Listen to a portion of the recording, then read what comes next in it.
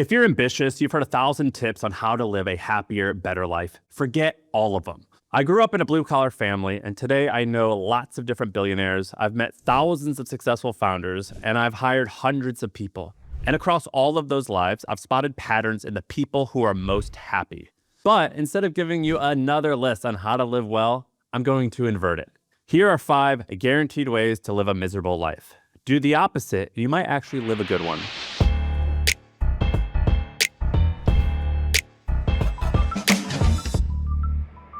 Step number 1, don't have a best friend. If you want to be miserable, tons and tons of acquaintances will do just fine. One of my favorite philosophers to read about is Aristotle, and he broke friendships into 3 different types. The first is utility, and these are friends where you get something out of them. For example, money, favors, connections. Basically, once the usefulness ends, so does the friendship. This is sort of like coworkers. The second is pleasure, and these are friends that exist just for fun. You get together, you party, you have a good time, and then once that ends, you're done. It's basically like when you were 3 years old and you play with another friend. Once the play date is over, the friendship is over. And finally, virtue. These are the rarest and most valuable. These are people who you admire and they admire you back, and they make each other feel better, and you stick with them no matter what. In modern terms, they're your best friends. If you want to have a great life, focus on that last category. The good news, according to Aristotle, is that you only need 1 to 3 best friends. I've got 3. It's Jack, Ramon, and Neville. Have you ever seen that movie, The Town, where Ben Affleck, he goes into his buddy's room and he says, I need your help. We're going to hurt someone and I can't tell you what it is and you can never ask about it. And then the guy responds with, sounds good. Whose car are we going to take? That's Ramon. I've got one of those friends. A grown man calling another grown man his best friends and me telling them I love them. Make fun of me all you want. But knowing that these guys have my back and have my best interest in mind, it makes me sleep like a baby. Now, I want to show you a study that proves my point. So for the last 85 years, Harvard has been running this study, which is now the longest study of adult life ever done, and they tracked hundreds of people from youth all the way to old age. The Atlantic, they put together a 15,000-word article all about this study. It's a wonderful article, but I'm going to save you the time and tell you exactly what the results were. After decades of data, the number 1 predictor of long-term health and happiness, it was not money, it wasn't fame, it wasn't power, it wasn't even exercise. It was the quality of close relationships. They found that what protects you is having a few people, even just one person who you can count on through thick or thin. In other words, a BFF, baby. Step number 2 for living a miserable life, don't decide. Spend tons of time planning and thinking and very little time doing. Miserable people are indecisive, and if you want to join them, don't commit to anything. Stay in research mode forever. Careers, where you live, who you want to date, just keep on shopping. Let me tell you a story about Dan Gilbert. Dan Gilbert is a psychologist who's the GOAT on studying happiness. He's got this amazing book called Stumbling on Happiness. So my favorite part from his book is an experiment where he went to a college campus and he selected 2 groups of students. Now, both groups, he let them come and select a piece of artwork that they could hang in their dorm room. Except, here's the difference. Group 1, they were allowed to come in a week later and swap out their art if they were unhappy with their original pick. Group 2 was locked in. Whatever they picked, they had to keep. Now, here's the results. Group 1, the group that was allowed to change out their art if they were unhappy with it, they were less and less happy with the art that they picked over time because they kept wondering, did they choose wrong? Group 2, the ones that had to be locked into the ones that they originally picked, they actually got happier when they measured them over time or over the trailing handful of months. They convinced themselves that they loved the piece of art that they picked. And the takeaway is once we're locked into a decision, the brain makes peace with the decision. It literally manufactures happiness. Happy people take more action while other miserable people wait for the right decision. Let's say it takes someone 6 months to make a business plan. And the same amount of time that that person is planning, you could have started 6 months prior and run hundreds of experiments and in that time figured out what does and doesn't work. Now, if you're like a lot of people and you are in this indecisive bucket, I've got good news for you. Nearly all decisions are reversible. Now, let me tell you a quick story. When I was about 21 years old, I left college a little bit early, and I moved from Tennessee to San Francisco because I wanted to get into startups. And I was incredibly afraid. I didn't want to fail, but also I didn't want to be homeless. And I didn't have a lot of money, but I saved up around $2,000, which at the time was more than enough money to buy a plane ticket home back to my hometown of St. Louis. And I remember calling my mom And I said, if this doesn't work, am I allowed to move back home for 6 or 12 months? Is that okay? And she said, yes. And in my head, I just thought, then the worst case scenario is taken care of. And anything that I achieve above that, I'm happy.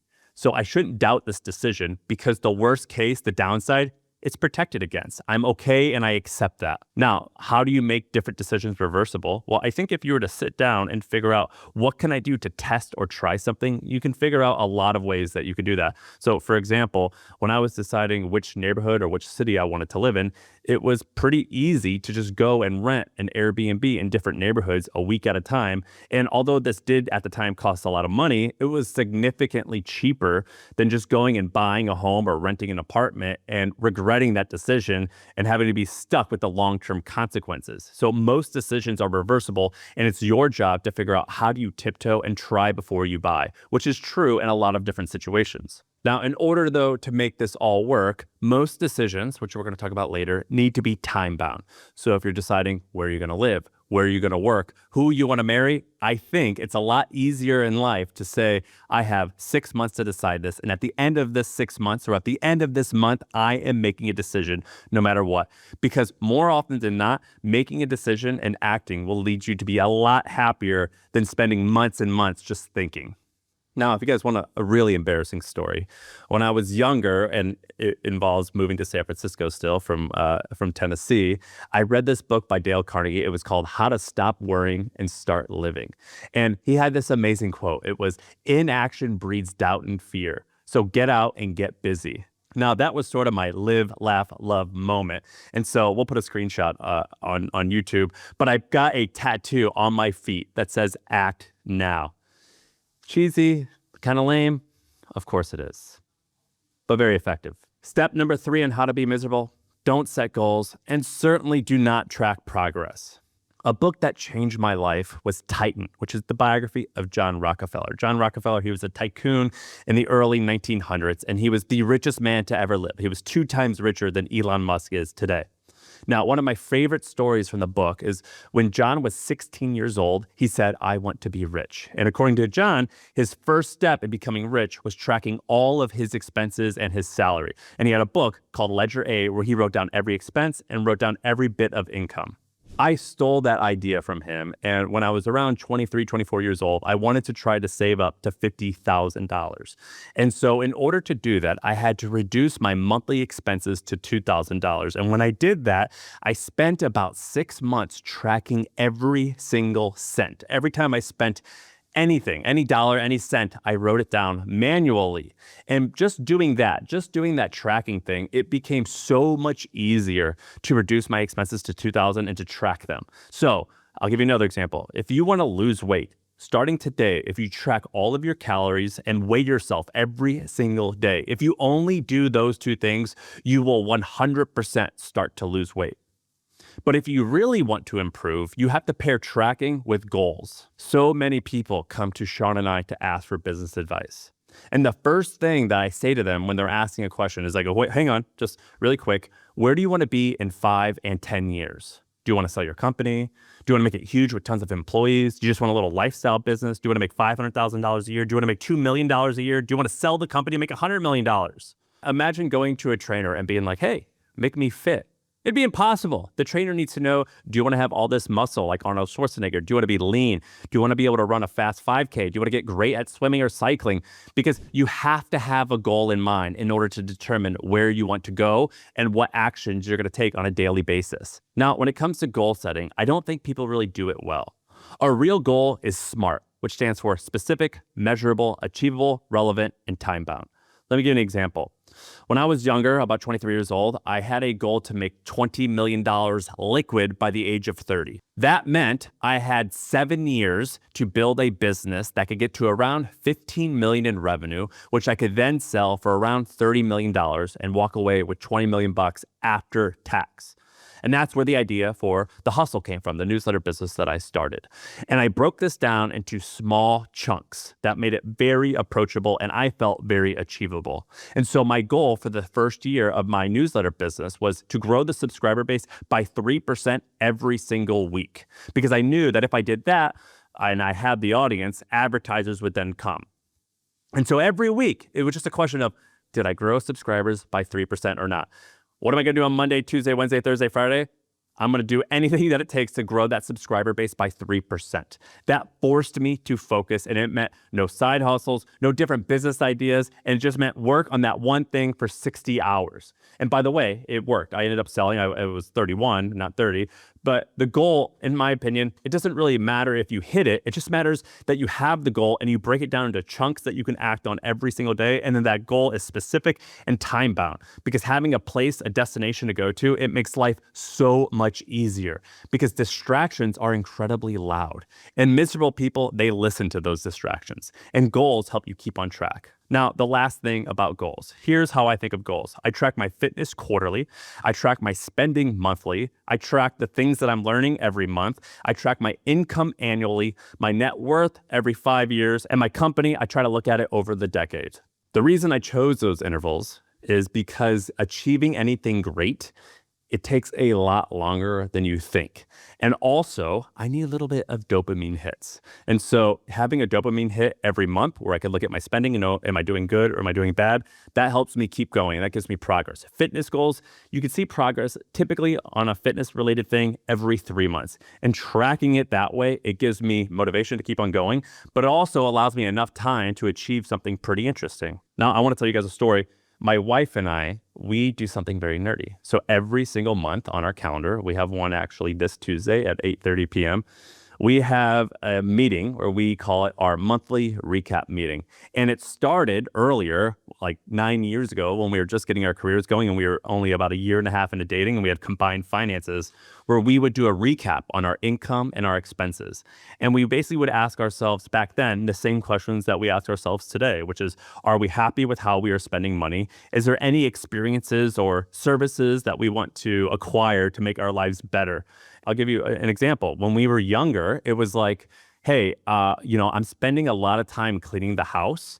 $150 is all we would have to spend in order to have a cleaner, and that could save me many, many, many hours. Let's try that this month and see if that makes us any happier. And those are basically the same conversations that we have now. And maybe some of the numbers might be a little bit bigger, but honestly, they're really not. The majority of decisions that we make during those monthly meetings are pretty small, and it's kind of fun to see what changes our happiness the month after. All right, a few episodes ago, I talked about something, and I got thousands of messages asking me to go deeper and to explain, and that's what I'm about to do. So I told you guys how I use ChatGPT as a life coach or a thought partner. And what I did was I uploaded all types of amazing information. So I uploaded my personal finances, my net worth, my goals, different books that I like, issues going on in my personal life and businesses. I uploaded so much information. And so the output is that I have this GPT that I can ask questions that I'm having issues with in my life. Like, how should I respond to this email? What's the right decision, knowing that you know my goals for the future, things like that. And so I worked with HubSpot to put together a step-by-step process showing the audience, showing you the software that I used to make this, the information that I had ChatGPT ask me, all this stuff. So it's super easy for you to use. And like I said, I use this like 10 or 20 times a day. It's literally changed my life. And so if you want that, it's free. There's a link below. Just click it, enter your email, and we will send you everything you need to know to set this up in just about 20 minutes. And I'll show you how I use it, again, 10 to 20 times a day. All right, so check it out. The link is below in the description. Back to the episode. Step number 4 for being miserable, switching from thing to thing every quarter or every year. Mastery and compounding, it's for suckers. Starting from scratch will be a lot easier. This is actually the number one most common miserable traits I see amongst ambitious people who have a ton of promise. They don't stick to things for long enough to see the eventual payoff. And I've thought about this a lot. And I think the reason why you or anyone else tends to switch from thing to thing is because anything worth doing, it basically requires you to pay a known cost today for an unknown payoff in the future. And it's that uncertainty plus a lack of discipline that makes people switch from thing to thing. Because the pain of focus, it shows up daily in time, in energy, and in money. But the reward doesn't come for months or sometimes years. And that uncertainty, it's very painful and it makes people quit. But if you're ambitious, you need to know that the path to winning, this is how it feels. You lose sleep, You second guess yourself and you wonder if you're wasting years of your life. You put in hours and you burn so much energy and the scoreboard still basically says 0. And it says that sometimes for years. But this is the price that people pay if they want to win. And the worst part is that no one is going to be able to tell you if the thing that you're doing is actually going to work. The only way forward is to keep paying that cost while the end payout is still unknown. I want to tell you a quick story. Last week, I was with the founder of 8 Sleep. It's this guy named Matteo. 8 Sleep is a company that makes these really smart mattresses that does hundreds of millions in revenue, and it's worth billions of dollars. The entire talk that he did, it was about how his company failed and nearly died 5 different times, the most recent one being like a couple years ago. Now imagine if you switch projects after failure number 2. Switching just because something is hard and uncertain, that's a trap. The times I've grown most in life are the times when I felt like I wanted to quit most or I wanted to go and start something new. We've had a guy in this podcast named Palmer Luckey, who's a billionaire. He invented the Oculus, and he has another company worth tens of billions of dollars. He has this amazing quote. At some point in business and in life and in romance, you have to commit to a path. A lot of my peers, they keep all of their options open. So they end up jumping from thing to thing. If you don't commit, you're going to fail. You have to say, this is the path that I'm on for better or worse, and I'm going to double down on it. Step number 5 is going to make a lot of you guys angry. I know the comments on YouTube are going to be full. I know a lot of people are going to tweet at me. You're going to be pissed off. But step number 5 is to don't buy index funds and instead invest all of your money picking individual stocks. The reason I have a thing about finances on here is because a lot of you listening to MFM, you're here because you want to make money. You're here because you want to get rich. I think there's basically only 4 ways to get really rich. 1 is to get lucky by marrying someone, winning the lottery, or joining a rocket ship startup. 2 is to get into sales. Those guys make unlimited amounts of money. 3 is starting a small business, which this podcast is a lot about. And 4, which is probably the most practical and straightforward way, is to have a good salary, live below your means, and invest all of your extra money into index funds. But if you're listening to MFM, you like action. You like doing stuff. That was the whole point of the first couple steps of how not to be miserable was about acting. But when it comes to getting rich, one of the best ways to get rich is to have patience and not actually do a ton of acting. If you invested only $6,000 a year into the S&P 500, by retirement, you'd have over $1 million. Now, most of you listening, you make over 6 figures, and so you can probably actually get there a lot faster. But here's the trap that a lot of you guys listening, this happens a lot to young men, this happened to me when I was younger, it's thinking that you are smarter than the market and you're in a rush. Now, let me tell you some facts. So over the last 10 years, 97% of active stock fund managers, so basically people who pick stocks on a daily basis, they underperformed the index. These are people whose job relies on making money off of stocks. They're Harvard MBAs. They are just these nerds that stare at Bloomberg terminals all day. They've got thousands of employees. They have teams of analysts, and they still can't beat the index funds. And I've done this before, and I get why people do this. So my dumb story is at the bottom of the market during COVID, I sold all of my positions because I thought the market was done. And then it ripped right back up, and I have lost a fortune because of that mistake. And that's when a smart friend told me afterwards. He said something that actually changed my life. It's a very cliche thing, but he said, it's not about timing the market. It's about time in the market. Over the past 20 years, if you were to stay in the market, stay invested the whole time, you would have made roughly 10% a year, which is pretty good. That means that your money doubles every 7 years. However, if you missed the best 10 days, your returns halved to about 5%. And if you missed the best 20 days, so the best 20 days out of 3,650 days, your gains would be almost exactly 0. Picking those 20 days, picking those right stocks, it's very hard. It's nearly impossible. Very few people do it. And if you're listening to this, you probably aren't in that category, and you probably should not do it if you want to be happy. I sold my company in 2021, and I put almost all of my money into a very basic Vanguard index fund. And over the past 5 years, it's now worth 71% more, and I've done nothing. Now, we've lived in a great economy, and markets have been ripping, But the fact is that since the beginning of the stock market, it has grown consistently over a long period of time between 9 and 10% a year. Now, a lot of people are going to get mad because they like buying stocks. It does feel good. I get it. It feels great. And if you are in that category, you should buy a very small amount of stocks, and that should be part of your entertainment budget. So if you want to make a lot of money in your sleep and not do a lot of work and have very little stress, invest in index funds. And if you really want to get rich, try and start a business. That can be a risky thing. But picking individual stocks amongst most everyone I know who does it, it almost always ends poorly. So just buy the index. So if someone's looking over your shoulder right now and they see what you're watching or they see that you're listening to something and they ask, I want you to tell them, I just listened to something that told me the 5 simple steps to live a miserable life. Now, if you want to tell them how to have a good life, here's a recap. Step number 1, have a best friend. Have someone who you love to death and you know that they have your best interest in mind. Step number 2, decide. Spend more time acting and doing and less time planning.